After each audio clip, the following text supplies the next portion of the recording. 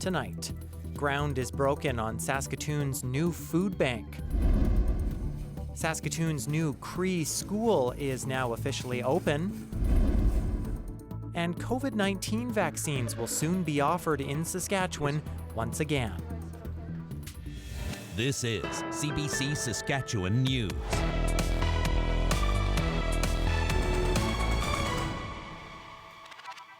It is Friday, October 3rd, and the CBC Saskatchewan News starts right now. I'm Ethan Williams. Thank you for joining us. Over 23,000 people every month are visiting the cramped space that the Saskatoon Food Bank currently occupies. But that will soon change as a new home for the organization is on its way. Scott Larson has our top story. There you go.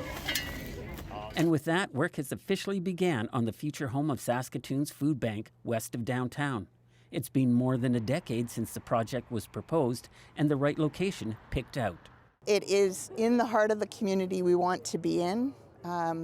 Lots of folks who live close by will be using our programs and services. The city councillor for the area says it will be a welcome addition to the neighborhood. The vision is not only about handing out food, but it's about providing hope for most vulnerable in our community. The food bank is currently run out of a small facility several blocks east, while programming and classes are at different spots in the city. The new building will put everything under one roof, including storage and a garden. A $2.5 million donation to build the new facility came from Nutrien. Because of what we're going through economically right now, the range of people that this food bank is serving has become a lot wider, and so its need even more critical.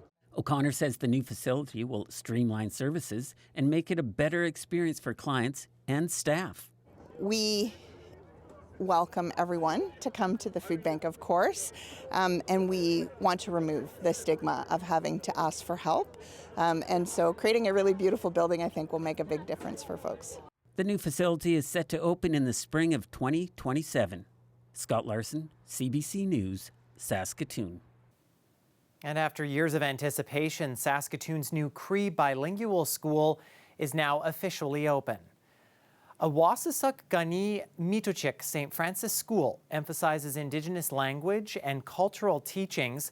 A grandmother who sat on the Parent Advisory Committee says the new school has special significance for her as her father was forced to attend residential school when he was a child. I don't want my kids or my grandkids to ever go through that. So just looking around this place, like comparing that to the stories my dad told me about. You look around this place like who would not want to have their children in this place or their grandchildren, you know? Some of the school's design features include numerous smudging spaces, a teepee, and a sewing room to make traditional regalia. The school has room for 700 students in kindergarten through grade 9. Premier Scott Moe was also at the opening of the new school. He spoke about supporting Alberta's new pipeline proposal to the BC coast, even as BC's premier and several Indigenous groups raise concerns about it. Moe says what happens next is up to the feds. There is no BC coast, it's Canada's coast. There are no BC ports, they are Canada's ports, and I feel an equal owner in those ports as a Canadian. And we certainly, if we are serious about diversifying and expanding our economy away from the United States of America in any way, there's no project that can do it like this. A specific route for the pipeline has not been set yet. Alberta is expected to submit its application to the feds next spring. The Saskatchewan NDP says it is not waiting for the next election to get ready to form government. The party's annual convention kicked off in Saskatoon Friday with leader Carla Beck unveiling a new transition team.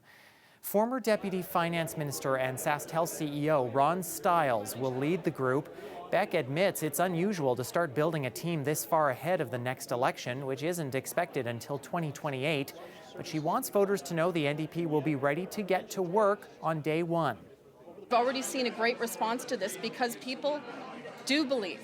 They do want to be hopeful about the future. They do want to see a team that is, not taking a year off or a couple of years off to regroup. we're planning right now.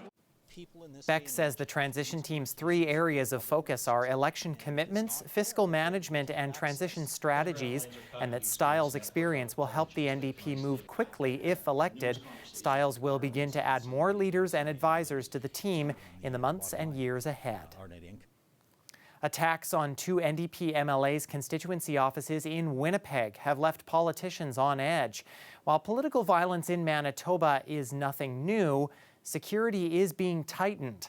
As Bartley Kivas reports, observers feel things are getting worse. The fires and vandalism in recent weeks at the offices of 2 NDP MLAs have brought back unpleasant memories for Rochelle Squires. The former PC MLA had her office vandalized in 2016 when the Pallister government brought in a Labour bill. I feel really, really disheartened, and my heart goes out to my former MLA colleagues, Bernadette Smith and Nahani Fontaine. It is very clear they are 2 strong women, Indigenous women, and they're being targeted. Squires says she feels attacks on elected officials have gotten worse, especially for women in politics. Especially as a woman leader, I always had a level of fear that accompanied me throughout the duration of my political career. What I saw intensify was the level of attacks, whether it be on social media or face-to-face. This political scientist says there's merit to the idea political life has become more dangerous, even in the context of this being the only province founded in an act of armed resistance. Manitoba is the only province that came into Confederation to the sound of gunshots. There have also been more recent incidents of political violence in this province. Franco-Manitoban institutions in Winnipeg were firebombed in the early 80s. PC Cabinet Minister Marcel Laurendeau was kidnapped and locked in the trunk of a car in the 90s. Several Manitoba premiers, beginning with Greg Selinger, suffered office vandalism. And during the pandemic, a protester drove a truck up the steps of the Manitoba Legislative Building. There are things in our history of violence, and not to mention the 1919 Winnipeg General Strike. So it's not always peaceful politics in Manitoba. But I would say, though, that things have crossed a line over the past couple of months. Security has been tightened at the legislature. The current premier says that can only go so far. The legislature is not a fortress. The legislature is the people's building. Any decisions we take on security have to be balanced with you, the people of Manitoba's right to be able to access your government. Nonetheless, there is now talk of extending protective services and technology to more MLAs. Bartley Kivas, CBC News, Winnipeg.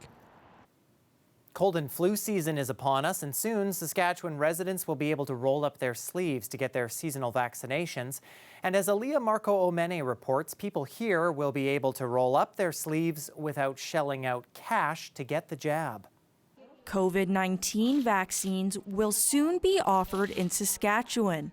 That's the word from the province's Pharmacy Association. For the program for both COVID and for influenza, the program starts on October 14th. But you can go to your pharmacist and make a reservation for this anytime now, but you won't be able to get the access to this until the 14th of October. Fougere says the province's immunization program will run until the end of March, and there won't be any charge, unlike in other provinces. Alberta announced only groups considered high risk will be eligible to receive the COVID-19 vaccine. Everyone else has to pay $100. One woman says she'll leave Alberta to go get the shot. I will go to Saskatchewan to visit family or BC to visit friends, and I will get the shot there. One clinical microbiologist says he is already starting to see a spike in respiratory illness. He urges people to still get vaccinated against COVID because it's a virus that's constantly changing. I don't want to say this and sound nonchalant about it, but I don't think any of us really care if we just get a cold. You know, we're all going to do well with a cold. We'll feel miserable for a few days, but none of us want to get severely infected and require hospitalization. That's the last thing any of us want. And we do know that the COVID vaccine has very, very strong data indicating that it prevents severe disease and hospitalization in most patients. The provincial government says it plans to announce the program's full details in the coming days. Aaliyah Marco Omene, CBC News, Regina. Canada Post has presented a new contract offer to the Canadian Union of Postal Workers. It includes a wage increase of just over 13% over 4 years and protecting health benefits and its defined benefit pension plan. But Canada Post says a signing bonus for employees is no longer on the table, and the new offer appears to clear the path for future layoffs. It proposes that Canada Post give the union 6 months' notice of impending job losses, as well as a voluntary departure incentive of up to 78 weeks' pay. Well, Saskatchewan Heritage Park is one of the best places to get a look at some of the fall colors this time of year. All those orange and red colors you see there dotting the landscape. And it is still a nice place to head to, even when it is a bit cloudier and cooler like it was Friday. Some of us even getting a little bit of rain as well. Weather specialist Helena Mahalik, though, says this is just the beginning of the cool down. And yes, some snow may still be in our near future, for some of us at least. She'll have the details in her full forecast after the break.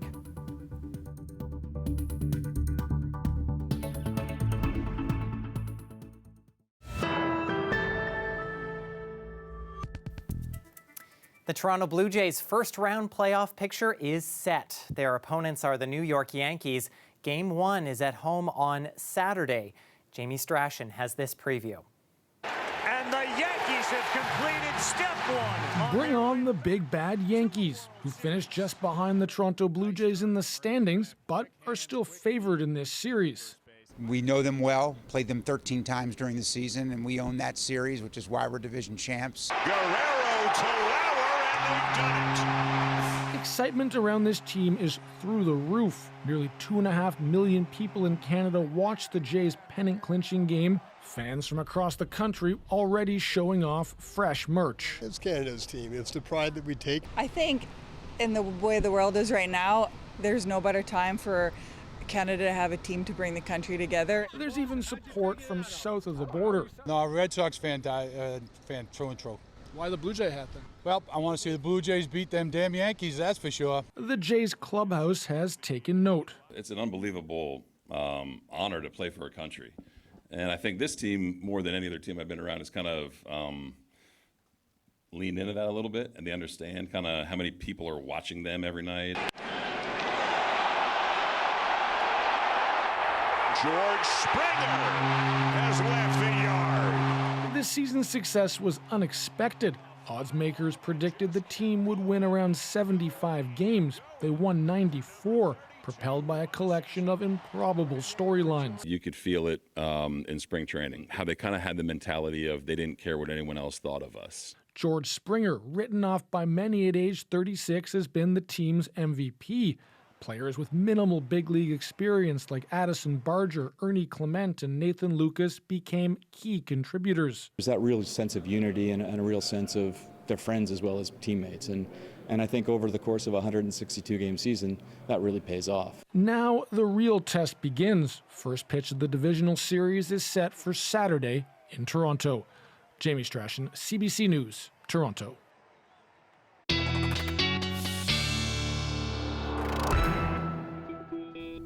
Weather specialist Helena Mahalik joining us now. The end of the baseball season, Helena, usually signaling that fall is in full swing, and it certainly felt a little more like it Friday.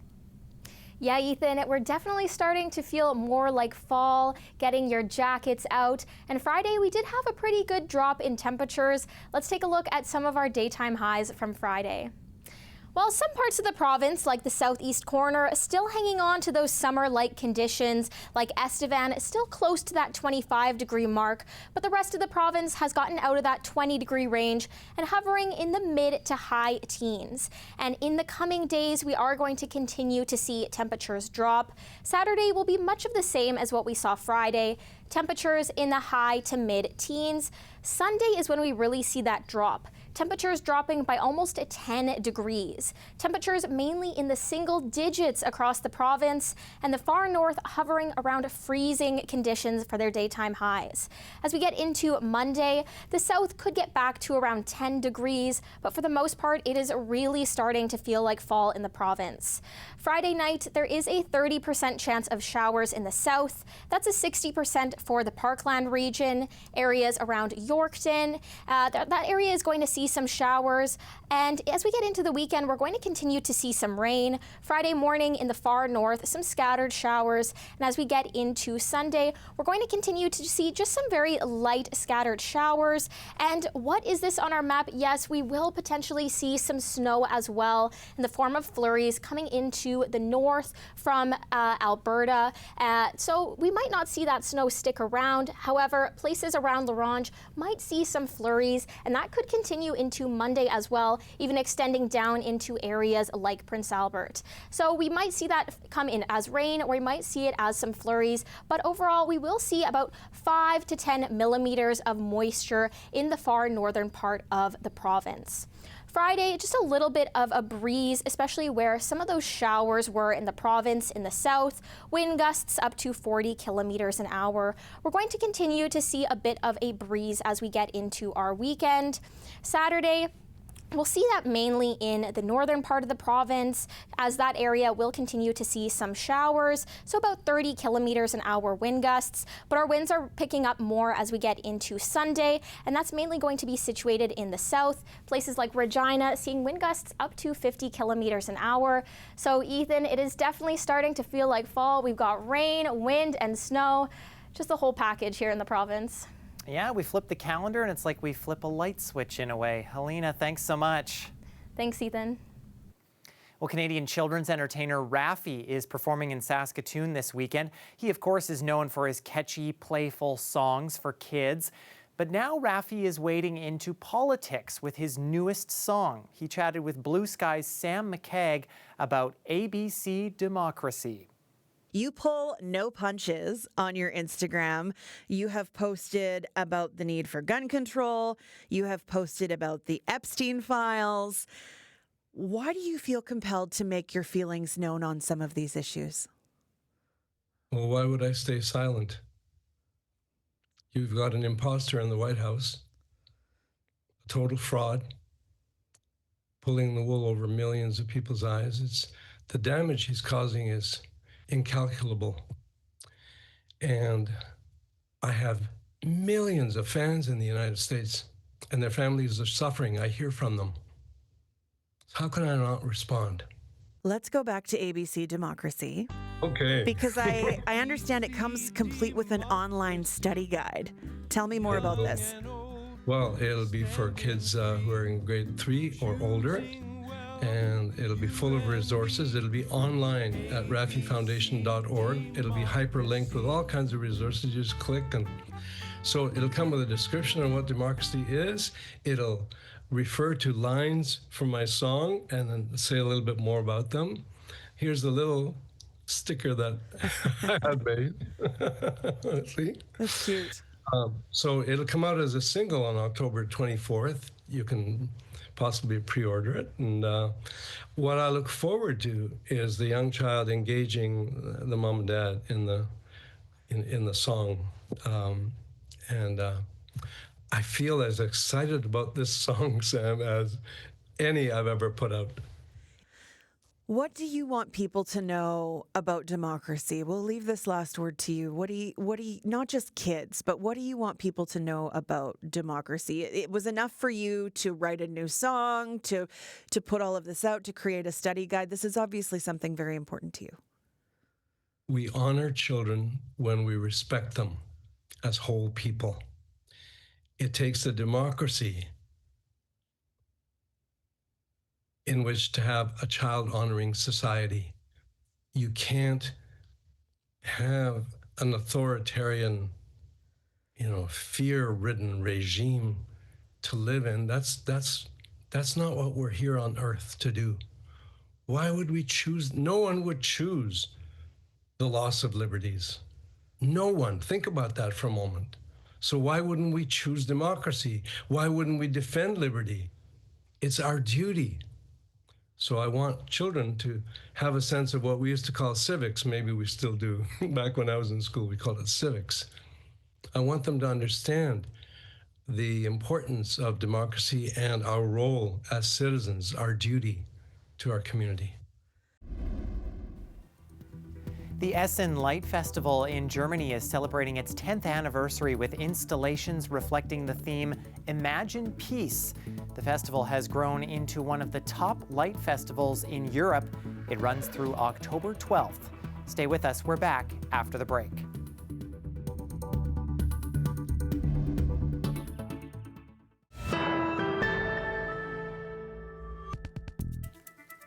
A pet bird navigated Saskatchewan skies in a daring escape from the village of Torquay. Blue, an Indian ringneck parrot, flew from her owner's home in May and ended up hundreds of kilometers away in Prince Albert. Her owner chatted with the 306's Peter Mills. Blue ended up ambushing an open door as my stepdad was walking in from the garage. And then she flew out the open door, did a couple of victory laps in the garage, and then flew out the man door, and we thought she was gone forever. So like, even if we found her local, it was kind of hopeless. The overall feeling was hopeless, because like, even if someone did send us a picture and it's like, that's Blue, okay, let's go over there, how we would wrangle her with everywhere for her to go now would be impossible. So it was really quite shocking when I got the message, the first message about Saskatoon Parrot Rescue and their post of this lost bird they found. And in Prince Albert, I looked up the distance. It's like in a straight line. It's just under 500 kilometers away. She's been back home for about a month, 2 months now. She's eating like crazy, but I mean, consistent behavior for not having your convenient food source there.